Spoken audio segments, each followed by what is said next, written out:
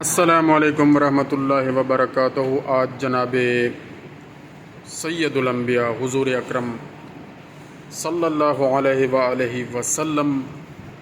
اور ان کے نواسے ہمارے دوسرے امام جناب امام حسن مجتبی علیہ الصلاۃ والسلام کی شہادت کا دن ہے۔ تو جب یہ میں نے اپنے بچوں کو بتایا تو علی حسن نے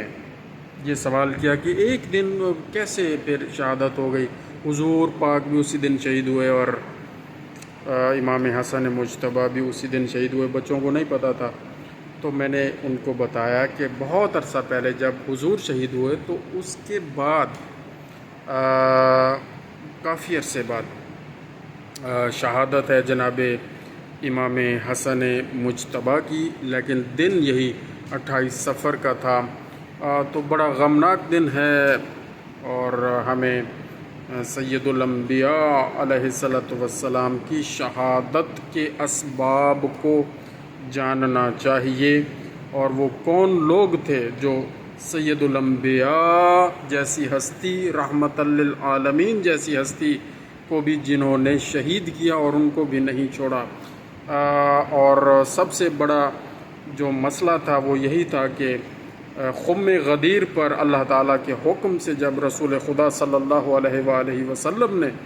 امام علی علیہ الصلاۃ والسلام کو اللہ کے حکم سے مولا بنایا، تو یہ سب سے بڑی مخالفت تھی لوگوں کے دلوں میں۔ اس وقت تو بخن بخن اور باقی یعنی مبارک ہو کی صدائیں تھیں، لیکن بعد میں لوگوں نے نہیں مانا، اور 3 دن وہاں بیعت بھی ہوتی رہی خم غدیر کے موقع پر، لیکن وہ پھر گئے اور پھر سقیفہ برپا ہوا اور سقیفے میں اکٹھے ہوئے وہ سارے، اور مولا علی علیہ الصلاۃ والسلام کو مسند خلافت پر آنے سے روکا گیا، اور سید الانبیاء کی شہادت ہوئی، اور ان کو آخر میں وہ دوا پلائی گئی جو حضور اکرم سید الانبیاء علم غیب سے جانتے تھے کہ یہ دوا نہیں ہے، اس میں زہر ہے، یہ خطرناک چیز ہے۔ تو اس لیے آپ نے فرمایا تھا کہ اگر یہ دوا ہے، میں اس کو نہیں پینا چاہتا، اگر یہ دوا ہے، تم لوگ کہتے ہو دوا ہے، تو پہلے اس کو تم خود پیو میرے سامنے، تاکہ مجھے پتہ چلے کہ یہ نقصان دہ چیز نہیں ہے۔ بہرحال بہت زیادہ ظلم ہوا ہمارے پیارے آقا پر اور ان کی اولاد پر، جناب امام حسن مجتبی پر بہت بڑا ظلم ہوا۔ ان کی بیوی جعدہ بھی کہتے ہیں، جعدہ بھی کہتے ہیں اس کا نام، بنت اشعث ملعون، یہ دونوں ملعون، بیوی بھی جعدہ جو تھی وہ بھی ملعون لعنتی، اور اس کا باپ بھی لعنتی۔ باپ نے لالچ میں آ کر بیٹی کو اس بات پر آمادہ کیا اور اس کو پیسہ دیا گیا، اس کے باپ کو اشعث کو، اور اسے لالچ دی گئی کہ شام میں جو یزید پلید ہے اس سے تمہاری شادی کر دی جائے گی، اور ان کے پاس بڑا خزانہ ہے، تخت ہے اور زیور ہے اور بہت کچھ ہے۔ تو امام حسن مجتبی کی بیوی ہوتے ہوئے اس نے بے وفائی کی اور انگوروں میں زہر ملایا اور امام کو دیا گیا، اور پھر جب شہادت کا وقت قریب آیا تو امام نے ایک جملہ کہا،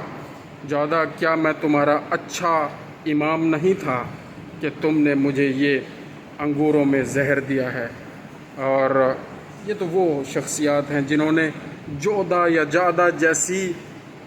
حرام زادی اور لعنتی عورت کو بھی برداشت کیا۔ تو ہمارے آئمہ نے ایک مثال قائم کی ہے، کاش کہ ہم بھی اس پہ عمل کریں، اور کوشش ہے، بس ہم تو بس گناہگار سے لوگ ہیں۔ تو اس طرح کی باتیں جب ہم یاد کرتے ہیں اور تذکرہ کرتے ہیں تو پھر اپنے آپ ہماری اصلاح ہونا شروع ہو جاتی ہے اور بہتری آنا شروع ہو جاتی ہے۔ تو شہادت کا دن ہے اور آج مجلس بھی ہوگی خواتین کی، تو ہم نے کہا انشاءاللہ ہم بھی اپنا حصہ ملاتے ہیں اور اس نیکی میں شامل ہوتے ہیں۔ اللہ تعالیٰ جزائے خیر عطا فرمائے۔